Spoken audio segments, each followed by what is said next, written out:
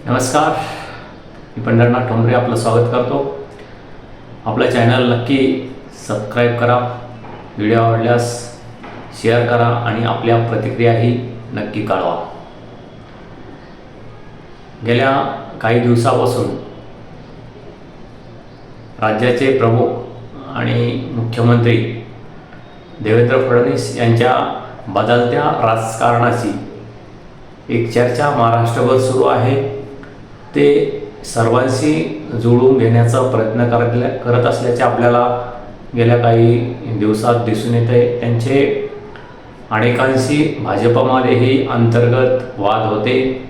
यामध्ये बीडच्या भाजपच्या ज्येष्ठ नेत्या पंकजा मुंडे असो, एकनाथ खडसे असो की अनेक बरेच भाजपाचे जे मुख्यमंत्रीपदाच्या रेसमध्ये आहेत त्या सर्वांशी जवळपास देवेंद्र फडणवीस यांचे सौख्य नव्हते, त्यांचे पटत नव्हते, त्यांच्यामध्ये दुरावा होता असं एक सर्वत्र महाराष्ट्रामध्ये आपल्याला गेल्या काही वर्षामध्ये चर्चा असल्याची दिसून येते.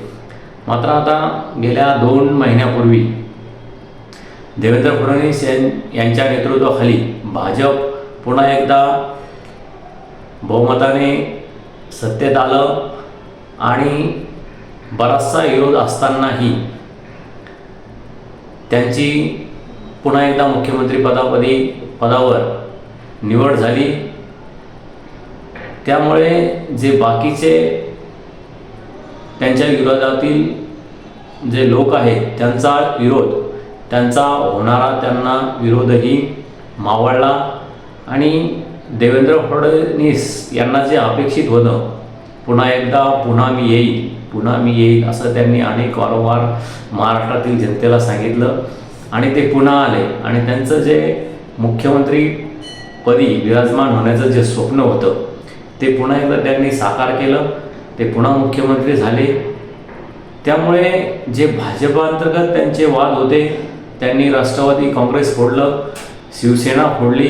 त्यामुळे उद्धव ठाकरे यांचाही त्यांच्यावर राग होता. संजय राऊत असो, शरद पवार असो, राष्ट्रवादी फोडल्यामुळे आणि शिवसेना फोडल्यामुळे देवेंद्र फडणवीस दोन्ही पक्षाच्या टार्गेटवर होते. मात्र गेल्या 2 महिन्यापूर्वी देवेंद्र फडणवीस यांची मुख्यमंत्रीपदावर निवड झाली आणि त्यांच्यावर त्यांची स्तुती करण्याची एक लाटच महाराष्ट्रामध्ये आल्याचे आपल्याला पाहावयास मिळालं. यामध्ये मग जे नेहमी उद्धव ठाकरे देवेंद्र फडणवीस यांना टार्गेट करत होते, त्यांना शिव्या घालत होते, त्यांचाही देवेंद्र फडणवीस आणि उद्धव ठाकरे यांच्यामधील दुरावा हा कमी झाला आणि ते आपल्याला त्यांच्या भेटीगाठी गेल्या 2 महिन्यात पाहावयास मिळाल्या. सामनामध्ये जे शिवसेनेचं मुखपत्र आहे त्यामध्येही देवेंद्र फडणवीस यांच्या कामाच्या संदर्भात संजय राऊत यांनी स्तुती केल्याची आपल्याला पाहावयास मिळाले. उद्धव ठाकरे यांनीही देवेंद्र फडणवीस यांची भेट घेतली. मात्र यापूर्वी त्यांनी जेव्हा एकनाथ शिंदे मुख्यमंत्री होते तेव्हा त्यांची भेट घेतली नाही, मात्र देवेंद्र फडणवीस यांची भेट घेतली आणि या संदर्भात प्रसारमाध्यमाशीही देवेंद्र फडणवीस यांनी सांगितलं, राजकारणात कोणी कोणाचा दुश्मन नसतो, तो कधीही एकत्र येऊ शकतो. त्यामुळे आम्ही पुन्हा उद्धव ठाकरे यांच्याशी जुळूनही घेऊ शकतो असं एक त्यांनी वक्तव्य केलं. आता पुन्हा एकनाथ खडसे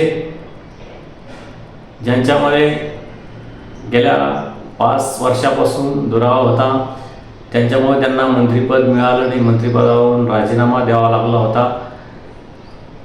त्यामुळे खडसे देवेंद्र फडणवीस यांच्यावर नाराज होते आणि एकनाथ खडसे यांनी देवेंद्र फडणवीस यांच्यामुळे आपण भाजप सोडत आहोत असं वक्तव्य करत भाजप सोडलं होतं. मात्र आता पुन्हा एकदा ते एकत्र आले. एकनाथ खडसे यांनी देवेंद्र फडणवीस यांची भेट घेतली आणि पुन्हा ते एकत्र येण्याची भाषा करतायत. खडसे राष्ट्रवादीमध्ये आहेत आणि आता पुन्हा ते भाजपमध्ये येण्याची दाट शक्यता आहे. बीडमध्येही तेच घडलं.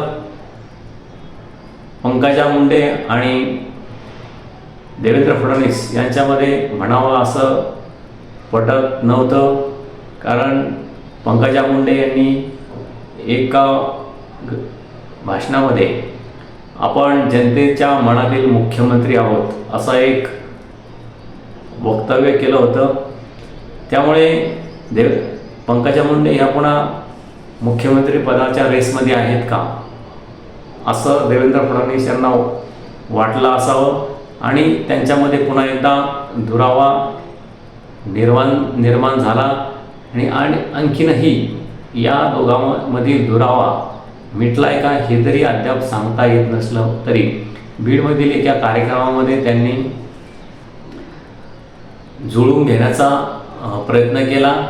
मात्र यावेळी पंकजा मुंडे यांनी देवेंद्र फडणवीस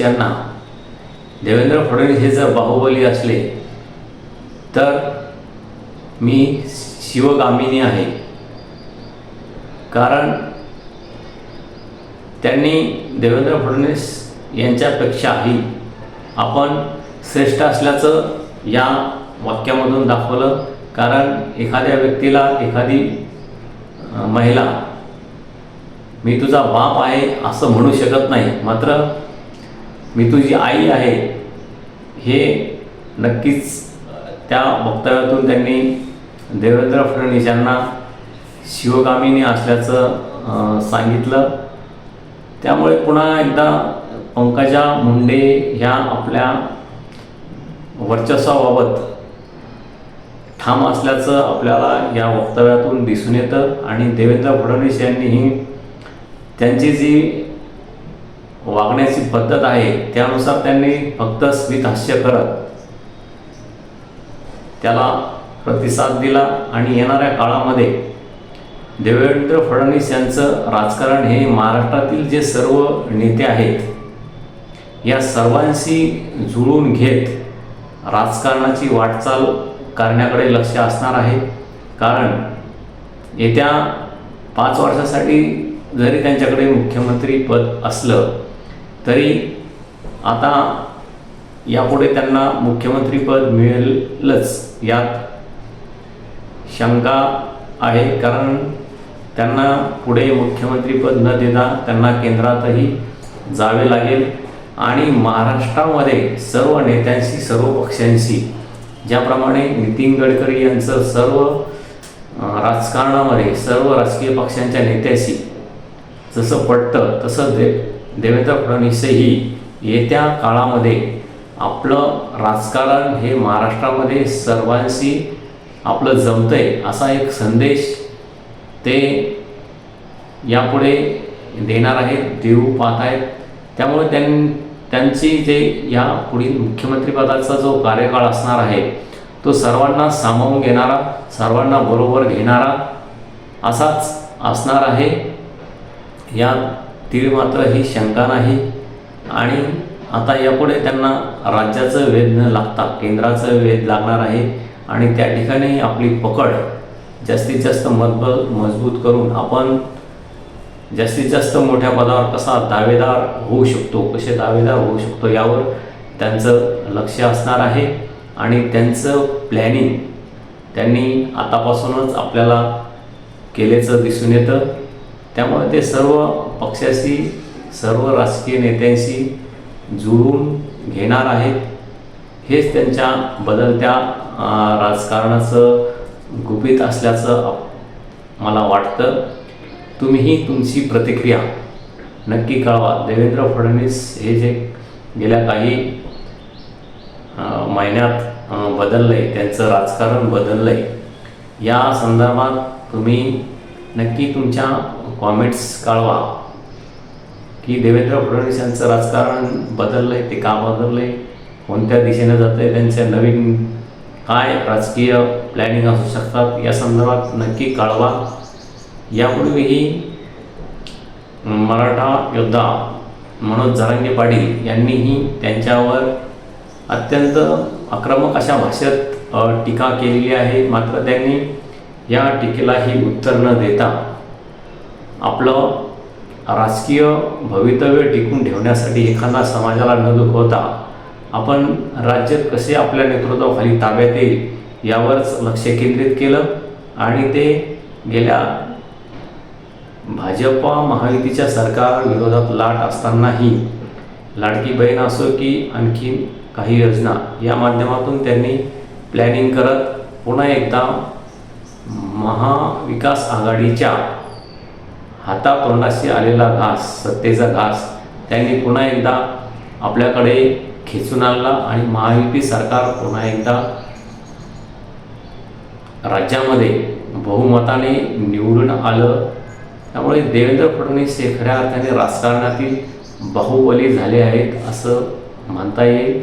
आणि या संदर्भात बीड येथील कार्यक्रमामध्ये आष्टीचे जे सुरेश धस आहेत आमदार, त्यांनीही बिनजोड पहिलवान अशी एक त्यांची स्तुती केली.